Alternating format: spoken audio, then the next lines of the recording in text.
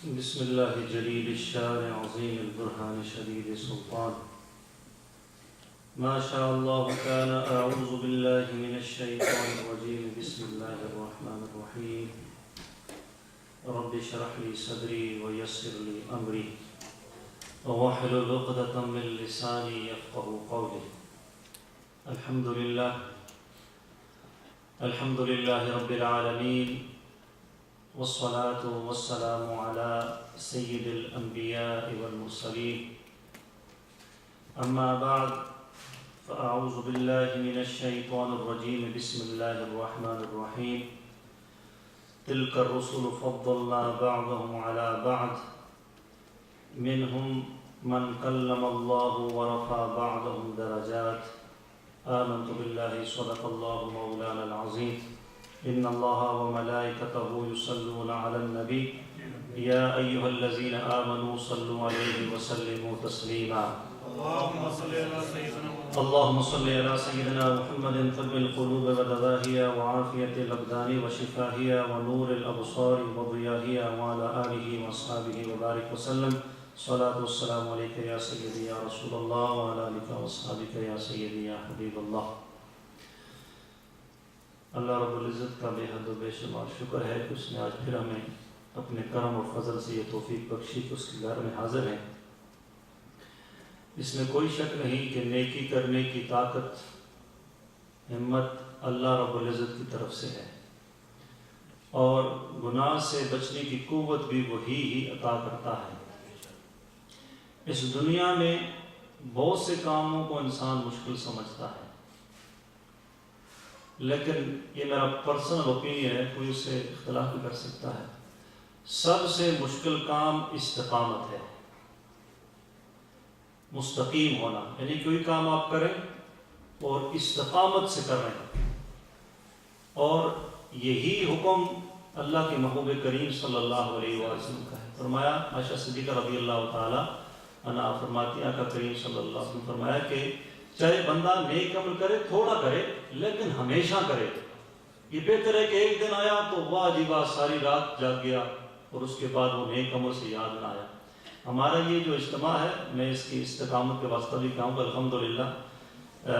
ہم نے جب پہلے بھی شروع کیا تھا گھر سے تو 3 سے تھا، پھر 30 سے 40 50 100 ہو گئے، اور پھر واپس 10 15 پہ آ گیا. دوسری مسئلہ میں جاری ساری ہے.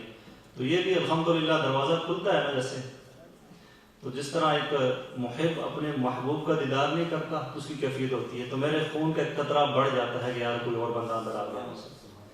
یہ صرف اور صرف تب ہوتا ہے کہ جب انسان کو کڑن ہو، ایک طلب ہو اس کے اندر. اور الحمدللہ اللہ کا یہ احسان ہے کہ اللہ نے ہم کو یہ الحمدللہ عطا فرمائی ہے. اللہ اس میں اور بھی مضبوطی نصیب فرمائے. عقائد کی بات چل رہی ہے، امپورٹنٹ ہے بہت. امام ربانی مجد الثانی شیخ احمد سعدی رحمۃ اللہ کے مکتوب کا قصہ آپ کے سامنے پیش کرتا ہوں. آپ مکتوبات میں دفتر اول حصہ 2 میں مکتوب نمبر 71 میں آپ فرماتے ہیں، اور نعمتیں عطا کرنے والے رب تعالیٰ کے ادائے شکر کا پہلا درجہ یہ ہے، یعنی کہ اللہ رب العزت جو نعمتیں عطا کرنے کی ہم کو. اور قرآن میں اللہ نے فرمایا وَإِن تُعُدُّوا نِعْمَةَ اللَّهِ لَا تُحْصُوهَا، جو نعمتیں میں نے تمہیں عطا کی ہیں اگر تم ان کو گننا چاہو تو شمار نہیں کر سکتے.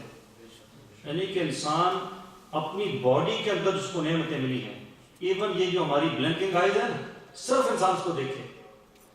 یہ انسان قدرتی ایک طرف سے ایک نالی آتی ہے جو پانی آتا ہے. جس طرح آپ گاڑی کے ونڈ شیٹ پر وائپر چلاتے ہوئے پانی لگاتے ہیں تو وہ چلتی ہے، اور پھر یہ وائپ کرتی ہے، پھر دوسری طرف سے نالی بنی واپس اندر چلا جاتا ہے. یعنی کہ اگر یہ ہماری بلینکٹ بند ہو جائے تو ہم دیکھ نہیں سکتے. اور اگر یہ ڈرائی ہو جائے واٹر سسٹم تو وہی سسٹم ہوتا ہے سنو میں آپ وائپر چلاتے ہیں اور پانی نہ ہو تو کیا حالت ہوتی ہے، بندہ دیکھ دھندلا ہو جاتا ہے. اس میں صرف آپ کو مثال دی. اللہ کی اتنی نعمتیں ہیں کہ ہم ان کو گن نہیں سکتے. اللہ نے خود قرآن میں فرمایا. تو آپ فرماتے ہیں کہ اللہ کی جو نعمتیں ہیں ان کا شکریہ ادا کرنے کے لیے سب سے پہلا کام کیا ہے؟ اللہ کی جو نعمتیں ہیں ان کا شکریہ ادا کرنے کا سب سے پہلا درجہ یہ ہے کہ بندہ اپنے عقائد، فرقہ ناجیہ، اہل سنت والجماعت کی آراء کے مطابق صحیح اور درست رکھے۔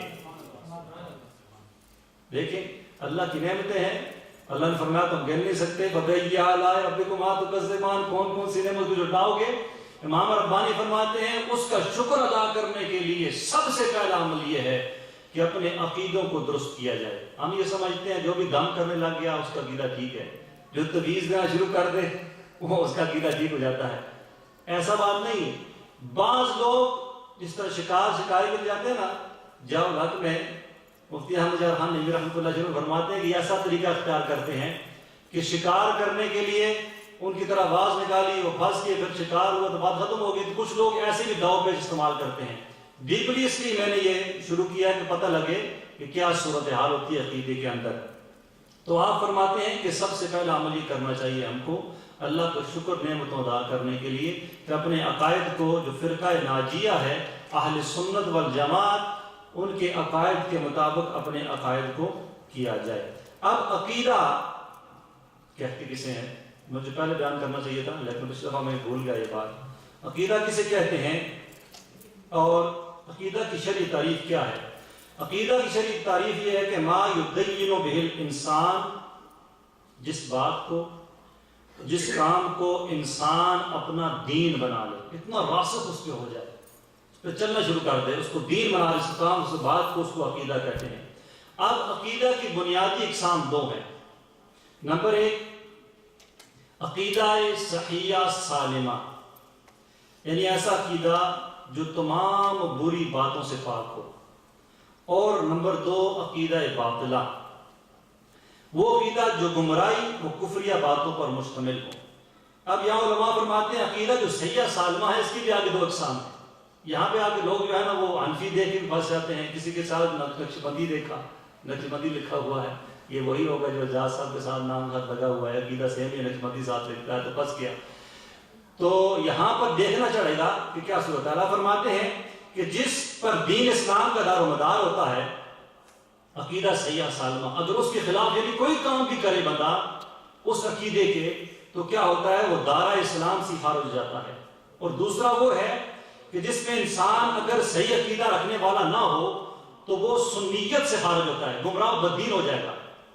تو یہاں پر بھی دیکھنا پڑے گا، آہستہ آہستہ وہ چیزیں آگے انشاءاللہ عز و جل آئیں گی۔ پچھلی دفعہ میں نے آپ کی سامنے یہ عرض کیا تھا کہ انبیاء کو بھیجنے کی حکمت کیا ہے، اس میں آپ کے سامنے یہ بیان کیا تھا کہ انسان اپنی ذہنی استطاعت سے ان اعمال کو نہیں جان سکتا جو اعمال وہ کر کے آخرت میں جہنم سے آزاد ہو سکتا ہے اور جنت میں جا سکتا ہے۔ یعنی کہ کوئی بھی شخص اپنی عقل سے فجر کی رکعت کتنی ہے ان کا اندازہ نہیں کر سکتا، زور کی رکعتیں کتنی ہیں ان کا اندازہ نہیں کر سکتا، عصر مغرب عشاء کی رکعتیں کتنی ہیں اپنے ذہن سے کوئی بھی ادراک نہیں کر سکتا۔ اسی طریقے سے کوئی انسان جنت کو کسی نے نہیں دیکھا، عقل سے جنت پر ایمان کوئی نہیں لا سکتا، جہنم کو کسی نے نہیں دیکھا، عقل سے بندہ جہنم پر ایمان نہیں لا سکتا۔ تو بندے کو لامحالہ ایک ہستی کا محتاج ہوتا ہے جو ہستی اس کو ان ساری باتوں کے بارے میں بتائے، اور اسی ہستی کو نبی کہتے ہیں۔ اور امام غزالی رحمۃ اللہ جو بات میں نے آپ کے سامنے کی تھی نا، ان العقل لا يعدى الى الافعال المنجیۃ فی الآخرۃ کما لا يعدى الى الادویۃ المفیدۃ لصحتہ۔ جس طرح میں نے آپ کو بتایا تھا کہ انسان اگر بیمار ہو تو وہ اپنے مطابق جا کے دوائی نہیں کھاتا، گولیاں کھلی پڑی ہیں، اس کو نہیں پتا کہ ظاہری شکل تو ایک جیسی ہے، یہ درد سر کی ہے، یہ پیٹ والی ہے، یہ شوگر کی ہے، شکل ایک جیسی ہے۔ اس کو کوئی بتائے گا یا لیبل لکھا ہوگا، کسی عقل والے نے لکھا ہوگا اس پر آلریڈی یہ دوائی اس کے لیے، تب اس کے علم میں آئے گا کہ یہ دوائی کس مرض کے لیے ہے۔ اسی طریقے سے انسان اپنی ذہن سے یہ بات نہیں جان سکتا کہ کون سے عمل کر کے وہ آخرت میں نجات پا سکتا ہے۔ تو نبی وہ ہستی ہے جو کہ وسیلہ ہے رب تعالیٰ اور بندے کے درمیان، جو بندے کو ان اعمال کی طرف رہنمائی فرماتی ہے جو عمل کر کے بندہ دنیا آخرت میں بھلائی اور کامیابی پاتا ہے۔ اب نبی کسے کہتے ہیں؟ یہاں پر حضرت علامہ مولانا سید محمد نعیم الدین مراد آبادی رحمۃ اللہ علیہ خلیفہ اعلیٰ حضرت ہیں، آپ کتاب العقائد میں فرماتے ہیں اللہ تعالیٰ نے خلق یعنی لوگوں کی ہدایت اور رہنمائی کے لیے جن پاک بندوں کو اپنے احکام پہنچانے کے واسطے بھیجا ہے ان کو نبی کہتے ہیں، اور انبیاء علیہ السلام وہ بشر ہیں جن کے واسطے اللہ تعالیٰ کی طرف سے وحی آتی ہے۔ یہاں پر ایک اور چکر دیا جاتا ہے، وہ چکر یہ ہوتا ہے کہ جو اہل سنت ہیں ہماری طرف اشارہ کر کے یہ نبی کو بشر نہیں مانتے۔ یاد رکھیے عقیدے کے بعد بہت امپورٹنٹ چیز ہے، یہاں میں نے اسے بیان کیا، اس کی میں ڈیٹیل پہ آگے بیان کرتا ہوں۔ انبیاء علیہ السلام وہ بشر ہیں جن کے پاس اللہ تعالیٰ کی طرف سے وحی آتی ہے۔ ایک بہت بڑے عالم ہیں کسی اور مکتبہ فکر کے، ان کے بہت مریدین ہیں، نقشبندی اپنے ساتھ رکھتے ہیں، بہت مریدین امریکہ میں بڑے ہیں۔ ان کی ایک دفعہ بیان میں ان لوگوں کو سنتا رہتا ہوں وہاں سے کہا کہ دیکھوں یہ کیا کہتے ہیں ہمارے بارے میں، تو اس میں وہ کہتے ہیں ہمارے بارے میں انہوں نے 8-10 عقیدے ہماری نسبت کیے، اور ان میں سے ایک یہ بھی تھا کہ یہ نبی صلی اللہ کو نور مانتے ہیں، بشر نہیں مانتے، نور مانتے بشر نہیں مانتے۔ خواہ مخواہ جو عقیدہ اچھا ہے ہمارے سے مت لگا دے، ان کی اپنی مرضی ہے، عقیدہ کیا ہے صحیح رکھیے۔ دیکھ سنیے اہل سنت والجماعت کا، ہمارے نزدیک جتنے انبیاء کرام علیہ السلام دنیا میں تشریف لائے، آدم علیہ السلام سے لے کر جناب محمد رسول اللہ صلی اللہ تعالی علیہ وآلہ وسلم تک سارے بشر تھے۔ یہ بہت امپورٹنٹ چیز یاد رکھیے، جو مطلقاً نبی کی بشریت کا انکار کرے، جو مطلقاً نبی کی بشریت کا انکار کرے وہ دائرہ اسلام سے خارج ہو جاتا ہے، کہیں کہ بشر ہے ہی نہیں وہ۔ تو ہمارے نزدیک انبیاء کرام علیہ السلام یہ بشر ہیں، لیکن ایک بات یاد رکھیے، لیکن ان کا بشر ہونا ان کے نور ہونے کے مخالف نہیں ہے، یعنی ایسا نہیں ہے کہ وہ بشر ہے تو نور نہیں ہو سکتے، وہ آگے ڈیٹیل انشاءاللہ میں آتی ہے۔ اس کے حوالے سے حضرت امام اہل سنت مجدد دین و ملت پروانہ شمع رسالت امام احمد رضا خان علیہ رحمت الرحمن، آپ فتاوی رضویہ میں جلد 14 میں صفحہ نمبر 58 پر ارشاد فرماتے ہیں، جو یہ کہے کہ رسول اللہ صلی اللہ علیہ وآلہ وسلم صورت ظاہری، یعنی کہ یہ پارٹ باڈی ہوتے ہیں، ظاہری طور پر اعضاء جو ہوتے ہیں، اس لحاظ سے بشر ہیں، اور حقیقت باطنی یعنی کہ جو اندر کے معاملات ہیں، جو روحانی معاملات ہیں، ان کے لحاظ سے بشریت سے بہت اعلیٰ ہیں۔ دوبارہ میں پڑھوں گا، سنیے، جو یہ کہے کہ رسول اللہ صلی اللہ علیہ وآلہ وسلم ظاہری صورت سے اس لحاظ سے بشر ہیں، اور حقیقت باطنی یعنی کہ روحانی معاملات اور اندر کے جو معاملات ہیں ان کے لحاظ سے بشریت سے بہت اعلیٰ ہیں، یا یہ کہے حضور صلی اللہ علیہ وسلم اوروں کی مثل بشر نہیں، وہ سچ کہتا ہے، یعنی اوروں کی مثل، یہ جو دمہ کہتے ہیں نا قل انما انا بشر مثلکم، اور ساتھ کہتے ہیں ہماری مثل بشر ہیں، یہ ٹھیک نہیں۔ ایسی بات کہنا گمراہی ہے، ایسی بات کہنا کہ ہماری مثل بشر ہے۔ یہاں پر یہ ہے کہ ظاہری صورت میں ایک بات، لیکن حقیقت میں باطنی معاملات میں روحانی معاملات میں وہ بشریت سے بہت اعلیٰ ہیں۔ بشریت تو کیا، حضرت جبرائیل علیہ السلام جو کہ ملکوتی صفت رکھتے ہیں، ملائکہ کے سردار ہیں، ان سے بھی بدرجہ اتم بہت اعلیٰ، بہت رفع و اعلیٰ ہیں باطنی اعتبار سے، روحانی اعتبار سے۔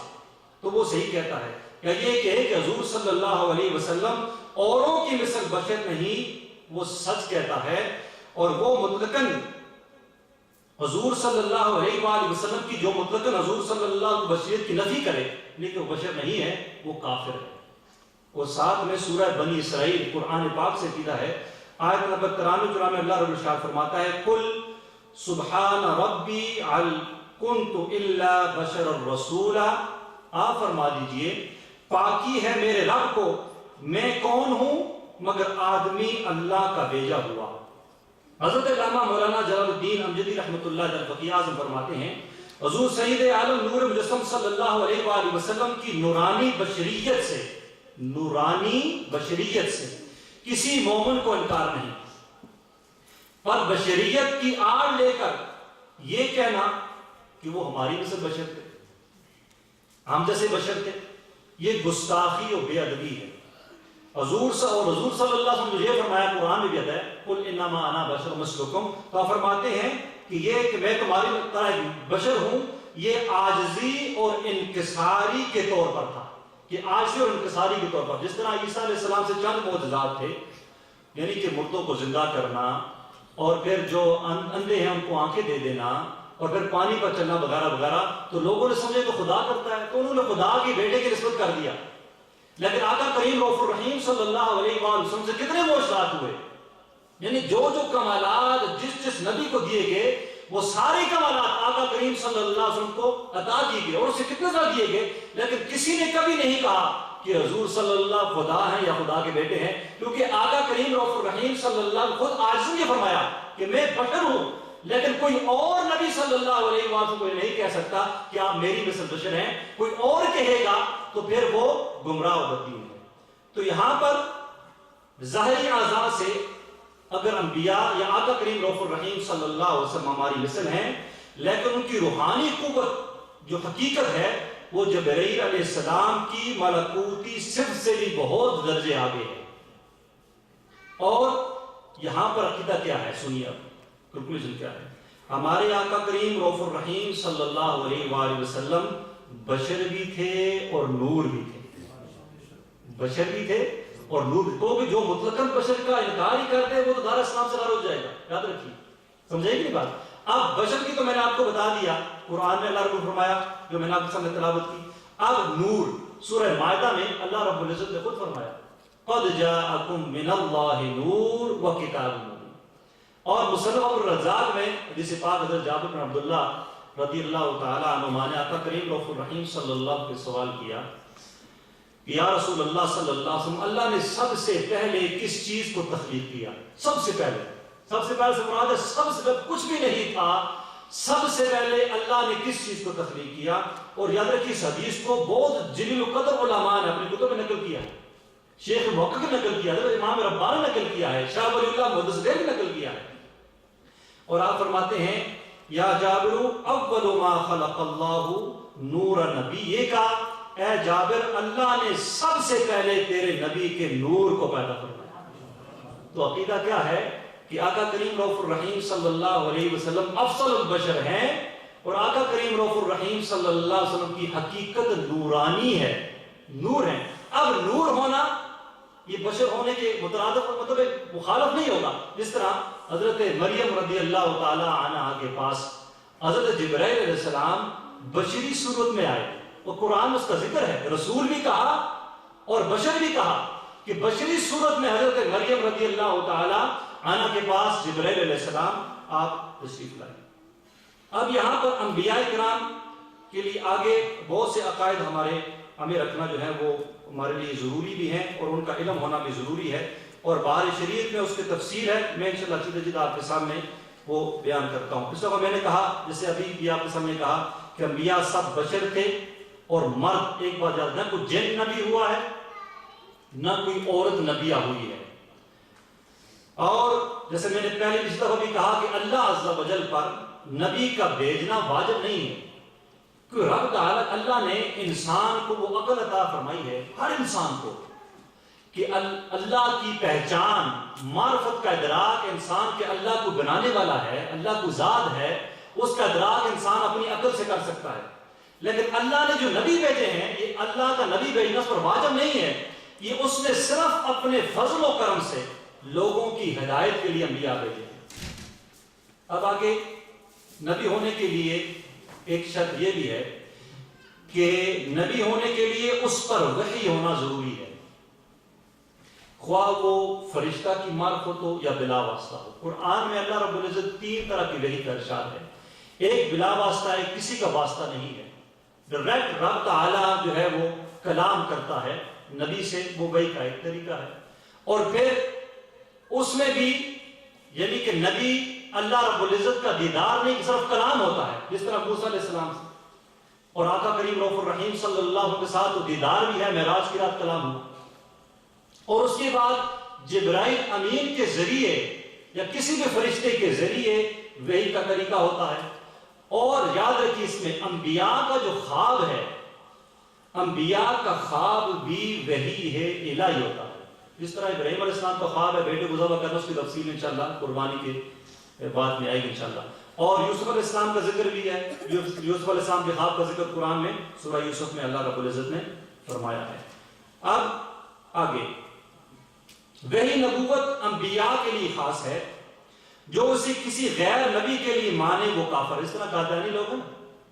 اور مرزا قادیانی خود بھی کہتا ہے مجھے وہی آتی ہے, اور کبھی کہتا ہے پہلے تو شروع کیا اس نے اسٹیپ بائی اسٹیپ آگے گیا نا, نبی اور آخر میں جا کے کہا, پہلے کہا وہ مسیح ہے, پھر وہ کہتا ہے وہ عیسیٰ ہے, پھر وہ کہتا ہے وہ نبی ہے, گدا بدل جا. اور یاد رکھیے قادیانی کافر ہیں, اور جو ان کو کافر نہ سمجھے وہ بھی کافر ہے. اس پہ اجماع ہے, یاد رکھیے امت کا. اس لیے اعلیٰ حضرت کا پورا فتاویٰ ہے جو آپ نے اس وقت کے جو علماء حرمین ہیں ان کی برگاہ میں لکھا, اور اس میں اس قادیانی مرزائی کا بھی یعنی کہ سب سے پہلا تھا, اور اس میں مطلقاً کہا کہ جو اس کی کفر ہونے میں شک کرے وہ بھی کافر ہے. یاد رکھیے اس میں. اور یہ جو ہمارے دل بہت کمزور ہو جاتے ہیں کسی کے بارے میں, یہ ہماری ذات کی وجہ نہیں ہے. میرے بچے کو مار دے, میری ماں کو گالی دے دینا, یاد رکھیے میں بڑا سخت ہو جاتا ہوں, اس سے لڑائی کرنے کو تیار ہو جاتا ہوں. اور اگر کوئی نیا نبی بنا کے دے کوئی بات نہیں, خیر ہے, کمیونٹی کا مسئلہ ہے. تو کمیونٹی کے مسئلے اور جان سر ہیں, بہت سارے ہیں, خدمت کریں, آپ صحت کا خیال کریں, کسی کی پانی کا خیال کریں, ان کو پیسے دیں, لیکن عقیدے کی باعث کمیونٹی کوئی نہیں ہے. عقیدہ وہی ہے جو آقا کریم رؤوف الرحیم صلی اللہ علیہ وسلم نے بتایا. اگر اس کے علاوہ کریں گے تو پھر اس میں بڑا مسئلہ بن جائے گا. اس لیے آگے کہ جو اسے کسی غیر نبی کے لیے مانے وہ کافر ہے. وہی ہے نبوت, اور نبی کو خواب میں جو چیز بتائی جاتی ہے وہ وہی ہے, اس کے جھوٹے ہونے کا احتمال نہیں. یہاں پر بارشید کے بارے میں لکھا ہے نبوت کسبی نہیں ہے, یعنی نبوت جو ہے یہ ایسا نہیں ہے کہ آدمی کوئی بہت زیادہ عبادت کرے, ریاضت کرے, بہت محنت کرے اور پھر کہ مجھے نبوت مل جائے گی. یاد رکھیے نبوت کسبی نہیں ہے, نہ ہی یہ ریاضت کے ذریعے حاصل کوئی کر سکتا ہے, بلکہ محض عطائے الہی ہے. اللہ جسے چاہتا ہے اپنے فضل سے دیتا ہے. ہاں دیتا اسی کو ہے جس سے اس منصب عظیم کے قابل بناتا ہے. اب نبی کا معصوم ہونا, بعض لوگ بہت سے لوگوں کو معصوم کہتے ہیں, فلاں بھی معصوم, وہاں بھی معصوم, اماموں کو بھی معصوم سمجھتے ہیں. صحیح عقیدہ اس کے بارے میں کیا ہے؟ یاد رکھیے نبی کا معصوم ہونا یہ ضروری ہے, اور یہ اصلت نبی اور ملک یعنی کہ فرشتے کا خاصہ ہے, اور کہ نبی اور فرشتے کے سوا کوئی معصوم نہیں. عقیدہ اہل سنت کیا ہے؟ نبی اور فرشتے کے سوا کوئی معصوم نہیں. اور آگے لکھتے ہیں کہ اماموں کو انبیاء کی طرح معصوم سمجھنا گمراہی و بددینی ہے. عصمت انبیاء کے معنی کیا ہوئے کہ نبی معصوم کے معنی کیا ہوئے؟ فرماتے ہیں کہ معنی یہ ہے کہ ان کے لیے حفظ الہی کا وعدہ ہو لیا ہے, جس کے سبب ان سے صدور گناہ شرعاً معال, یعنی ان سے گناہ ہو ہی نہیں سکتا. نبی اور فرشتہ دو ذاتیں ایسی ہیں کہ جن کے بارے میں یہ عقیدہ ہے کہ ان سے گناہ ہو ہی نہیں سکتا. اب رہے امام یا صحابہ کرام اس میں یا اولیاء ہے تو اس کے بارے میں آگے بات آتی ہے. بخلاف ائمہ و اکابر اولیاء کے کہ اللہ عز و جل انہیں محفوظ رکھتا. ایک ہے معصوم, ایک ہے محفوظ. یاد رکھیے معصوم وہ ہیں جن سے گناہ ہو ہی نہیں سکتا, اور محفوظ کہ ان سے گناہ ہوتا نہیں مگر ہو تو شرعاً محال بھی نہیں, یعنی کہ ان سے بھی گناہ نہیں ہوتا. محفوظ اللہ نے ان کے کرم سے محفوظ کر لیا, لیکن شرعاً اگر ان سے گناہ ہو بھی جائے تو شرع وہ بات محال نہیں ہے. اللہ تعالیٰ نے انبیاء علیہ السلام پر بندوں کے لیے جتنے احکام نازل فرمائے انہوں نے وہ سب پہنچا دیے. جو یہ کہے کہ کسی حکم کو کسی نبی نے چھپا رکھا, بعض لوگ یہ بھی کہتے ہیں, یاد رکھیے آپ کے سامنے نہیں آئیں گے لیکن کہتے ہیں ان کا عقیدہ ان کے حکم میں لکھا ہوا ہے کہ نبی صلی اللہ علیہ وسلم کو ایسے احکام تھے, انہوں نے خوف کی وجہ سے کہ اس وقت ذرا چاہتے نا کہ ہم آنگی ہو جائے, ایک مخالفت نہ ہو اور ساتھ مل جل کے کام ہونا, یونٹی کہتے ہیں نا, یونٹی ہو جائے, اس وجہ سے وہ نہیں پہنچایا آگے. یا تک یہ کہ یعنی خوف کی وجہ سے نہیں پہنچایا یا کسی وجہ سے نہیں پہنچایا. اگر کوئی ایسا عقیدہ رکھے کسی بھی نبی نے, اللہ نے جو اس کو احکام دیے ہیں اس نے چھپائے آگے نہیں پہنچائے, اگر کوئی ایسا عقیدہ رکھے تو وہ عقیدہ رکھنے والا دائرہ اسلام سے خارج ہو جائے گا. احکام تبلیغیہ میں انبیاء سے سہو و نسیان محال ہے, یعنی کہ یہ نہیں کہ اللہ نے ان کو کوئی بات بتائی ہے بتانے کے لیے وہ بھول گئے اس کو, وہ بھی کہہ سکتے ہیں بتانا بھول گئے ہیں, ایسا بھی انبیاء کے لیے محال ہے. اب انبیاء کرام کی ظاہر جسم مبارک, ان کے بارے میں ان کا جسم برس اور جزام وغیرہ یا ایسے امراض سے جن سے لوگ متنفر ہوں اس سے پاک ہونا ضروری ہے. بعض لوگ ایسی روایات میں کہہ دیتے ہیں ایوب علیہ السلام کے جسم میں کیڑے پڑ گئے تھے وغیرہ وغیرہ، ایسی تحقیق سے ایسی کوئی روایات یاد رکھی نہیں ہے۔ ایسا کوئی بھی عیب نبی میں نہیں ہوتا جس عیب کی وجہ سے لوگ اس سے دور ہوں۔ اگر نبی اس لیے ہوتا ہے کہ وہ لوگوں کو، لوگ اس کے قریب ہیں، وہ لوگوں کے قریب ہو اور وہ لوگوں کو رب تعالیٰ کے ساتھ ملائے۔ اگر کچھ میں ایسا عیب ہوگا، زبان میں ایسا عیب ہوگا، گفتگو میں ایسا ہوگا، جسم میں ایسا ہوگا، تو لوگ اس کے قریب ہی نہیں آئیں گے۔ تو اس لیے نبی میں کوئی ایسا عیب یا بیماری نہیں ہوتی کہ لوگ اس سے متنفر ہوں۔ انبیاء کرام کو اللہ رب العزت نے اپنے غیوب پر اطلاع دی۔ علم غیب کی بہت لمبی تفصیل ہے، انشاءاللہ 2-3 انشاءاللہ اس پر اجتماع میں محفل میں اس پر گفتگو ہوگی جب نبی صلی اللہ علیہ وسلم غیب کی بات انشاءاللہ آئے گی۔ اب یہاں پر انبیاء کرام کی جو ذات ہیں نہایت وہ پاکیزہ ہوتی ہیں، ان کا نام بھی پاک ہوتا ہے۔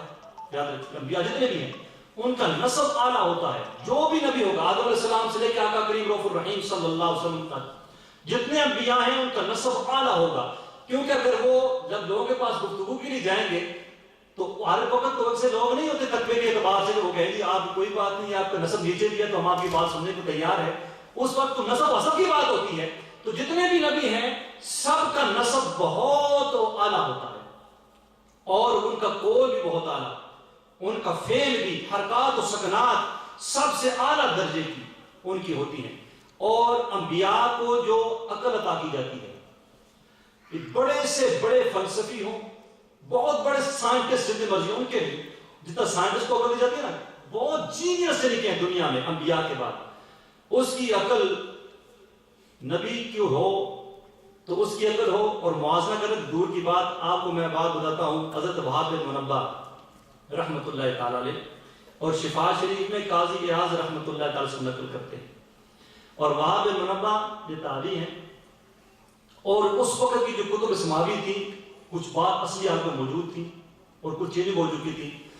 دو ایسے صحابہ اسلام قبول کے تابعی جن کے پاس اس وقت کی عالم تھے پرانی کتب کے، ایک کا نام حضرت کعب الاحبار اور ایک حضرت عبداللہ ابن سلام رضی اللہ تعالیٰ عنہ، اور ان دونوں کے جامع، ان دونوں سے لرن کرنے والے ان کتب کو اور آخر حفظ کرنے والے حضرت وہاب بن منبہ ہیں۔ اب دیکھ کتنا علم ہوگا ان کے پاس۔ آپ فرماتے ہیں، قاضی اعاظ رحمۃ اللہ شفاشی فرماتے ہیں، حضرت وہاب بن منبہ رحمۃ اللہ تعالیٰ فرماتے ہیں کہ میں نے 71 کتابوں کا مطالعہ کیا۔ کتنے کتابوں کا؟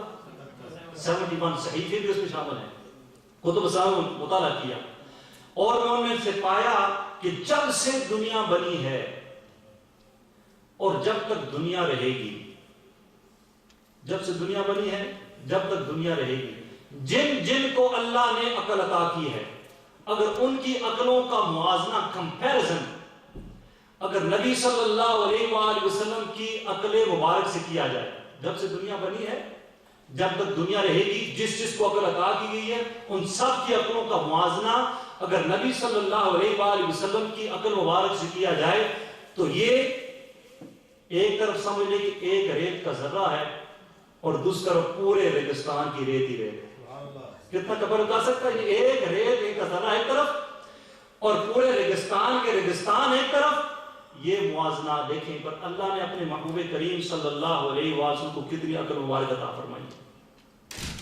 اس لیے ہمارا اللہ رب العزت کا شکر ہے کہ اللہ رب العزت نے ہم کو ان لوگوں میں شامل کیا ہے جو آقا کریم رؤوف الرحیم صلی اللہ علیہ وسلم سے محبت رکھنے والے ہیں، اور نبی کریم رؤوف الرحیم صلی اللہ کی محبت میں محفل سجانے والے ہیں، اور آقا کریم رؤوف الرحیم صلی اللہ کی تعریف کرتے بھی خوش ہوتے ہیں اور سن کر بھی خوش ہوتے ہیں۔ اور یاد رکھیے یہی پکا مومن ہونے کی نشانی ہے، یہی پکا مومن ہونا چاہیے۔ یہ مولا کائنات کی فضائل میں آتا ہے، یہ تو آقا کریم صلی اللہ علیہ وسلم ہے۔ ابو سعید خدری رضی اللہ عنہ کی حدیث پاک آپ فرماتے ہیں کہ جب کوئی گیدرنگ ہوتی ہم دیکھتے ہیں اپنا کون ہے پرایا کون ہے، تو ہم حضرت علی کا ذکر کرتے، جب مولا کائنات کا ذکر ہم کرتے تو کچھ ایسے لوگ ہوتے ہیں، ایسے کبھی کرتے ہیں، کبھی ایسے کرتے ہیں، کبھی ادھر تک کیا ہوتا ہے، کبھی ادھر تک کیا ہوتا ہے، کہتے ہیں آج کو بس کچھ ہو رہا ہے، چہرے سے اس کی خوشی نہیں ہو رہی، اور سمجھ لیتے کہ اس کے دل میں کوئی گڑبڑ ہے، اور جو خوش ہو رہا ہوتا تو ہم سمجھ جاتے ہاں یہ شخص وہ ہے کہ جس کے دل میں نور ایمان ہے۔ تو جو مولا کائنات ہے، جن کو مان کر مولا کائنات بنے، ان کو ساتھ محبت کا رب کا عالم کیا ہوگا۔ اس لیے اللہ کا بے حد و بے شمار شکر ہے. میں یہ دعا کرتا ہوں اور مانگتا ہوں اور آپ بھی یہ مانا کریں یقین مانیں کہ جو عقائد ہیں یہ بہت امپورٹنٹ ہیں. اور یہ جو دوسری گیدرنگز ہوتی ہیں میں کسی کو منع نہیں کرتا. میں فتاوی رضویہ میں پڑھ رہا تھا اور فتاوی رضویہ بندہ یقین مانے اگر اس کو اردو آتی ہوتی تو وہ پڑھ لے تو 30 جلدیں ہیں لیکن تھوڑی تھوڑی کر کے پڑھ لیں, یہاں سے لے جائے کرے کبھی کبھی موقع ملے پڑھ لیں. آپ فرماتے ہیں جو کوئی کسی کی گیدرنگ میں اضافے کا باعث بنتا ہے, جو کوئی کسی کی گیدرنگ میں اضافے کا باعث بنتا ہے وہ انہی لوگوں میں سے ہوتا ہے, گیدرنگ میں اضافے کا باعث. تو اس لیے ہمیں دیکھنا چاہیے کہ ہماری گیدرنگز کا اضافہ کسے کر رہے ہیں. ہم اہل سنت والجماعت گئے جی آ جاؤ مسجد یار, آ جاؤ مسجد, فضیلت بتاؤں گا آج پھر آپ کو فضیلت بتاتی ہے, آ جاؤ مسجد نیک عمل کرو, عقائد کو درست کرو. لیکن پھر بھی لوگ جو پتہ نہیں اس طرح وہ بکری کو ہماری طرف اس طرف لے کر جائیں تو اس کو آگے کیا جاؤ پیچھے کیا کیا اپنے آپ کو کہ مسجد میں آ کے ہم کیا کریں گے. عظمتوں والا عشرہ ہے اور جس طرح اس میں عمل کرنا جو ہے وہ ثواب کا کام ہے, اس لیے محفل میں آنا بھی کتنے ثواب کا کام ہوگا یاد رکھیے. ایک روایت جو میں جمعے کو بیان کی ساتھی کچھ نہیں ہے وہ بھی بیان کر کے اجازت چاہوں گا. ام المومنین عائشہ صدیقہ رضی اللہ تعالیٰ عنہ فرماتی ہیں کہ ایک نوجوان تھا, ذی الحج کا چاند نظر آتا تو وہ چاند چڑھتے ہی روزے رکھنا شروع کر دیتا. آقا کریم رؤوف الرحیم صلی اللہ علیہ وسلم کو یہ بات پہنچی تو آپ نے اسے بلایا اور فرمایا تورا کیا مقصد ہے, تو کیوں روزے رکھتا ہے ان دنوں میں. عرض کرنے لگا آقا صلی اللہ علیہ وسلم میرے والدین آپ پر قربان ہوں, چونکہ حج اور اللہ تعالیٰ کی پہچان کے دن ہیں, ہو سکتا ہے وہ مجھے بھی اپنے دعاؤں میں شریک کر لیں. یہ سن کر سرکار صلی اللہ علیہ وسلم فرمایا اے نوجوان تجھے ہر روزے کے بدلے 100 غلام, 100 اونٹ اور 100 گھوڑے راہ خدا میں دینے کا ثواب ملے گا ہر روزے پر. اور فرمایا کیونکہ آگے آ جائے گا عرفہ کا روزہ اتوار سے پہلے تو اس کی فضیلت کے ساتھ بیان کر دیتے ہیں. اور فرمایا 8 ذی الحج کا روزہ کا ثواب 1000 غلام اور 1000 اونٹ اور 1000 گھوڑے راہ خدا میں دینے کے برابر ہوگا. اور 9 ذی الحجہ کا روزے کا ثواب 2000 غلام, 2000 اونٹ اور 2000 گھوڑے اللہ تعالیٰ کی راہ میں دینے کے برابر ہے. اب ثواب ہی ثواب ہے ساتھ, اب کتنے ثواب ہیں, اس لیے ہمیں کوشش کرنی چاہیے. میں نے جو میں کہا تھا نہ ہمارے پاس گھوڑے ہیں نہ ہمارے پاس اونٹ ہیں نہ ہمارے پاس غلام ہیں, لیکن لجپال آقا نے ہمارے لیے غلاموں کی آزادی کا سبب روزوں کے ذریعے کروا دی. اس لیے کوشش فرمائیں جن سے ہو سکے. یہ بہت بابرکت دن ہیں, بہت بابرکت راتیں ہیں. میں نے آپ کو کہا تھا قرآن میں اللہ نے فرمایا وَوَاعَدْنَا مُوسَىٰ 30 لَيْلَةً وَأَتَمْنَاهَا بِعَشْرٍ فَتَمَّ مِيقَاتُ رَبِّهِ 40 لَيْلَةً. اور ہم نے موسیٰ سے 30 رات کا وعدہ فرمایا اور ان میں 10 اور بڑھا کر پوری کی تو اس کے رب کا وعدہ پوری 40 رات کا ہوا ہے. 40 کا عدد کی ایک دفعہ انشاءاللہ 40 کا عدد میں کتنی حکمتیں ہیں بتاؤں گا انشاءاللہ. یہ 40 تو 30 ہو چکی, 10 راتیں جو اور بڑھائی ہیں, یہ جو راتیں جا رہی ہیں نا جو ہم سوچ میں باتوں میں گزار لیتے ہیں, یہ راتیں جا رہی ہیں, ان راتوں کو 10 بڑھائی گئی. اس لیے ان راتوں میں قیام یا عبادت کرنے کا ثواب لیلۃ القدر میں قیام یا عبادت کرنے کے ثواب کے برابر ہے. اس لیے ہو سکے تو ضرور ضرور, آپ کو پتا ہوگا میں نے آپ کے سامنے پرچے بھی دیے تھے, ساتھی کو نہیں ملے تو انشاءاللہ انٹرنیٹ پر موجود ہیں, وہاں سے وہ لے سکتے ہیں انشاءاللہ. فیس بک پر بھی اور وائبر پر بھی انشاءاللہ وہ میں میسج کر دوں گا, وہ بھی پڑھیں کیونکہ بڑی فضیلت ہے. اللہ رب دعا ہے کہ کریم رؤوف الرحیم صلی اللہ علیہ وسلم سے اس ماہ مقدسہ کی برکتیں ہم سب کو نصیب فرمائے. وما علینا الا البلاغ المبین.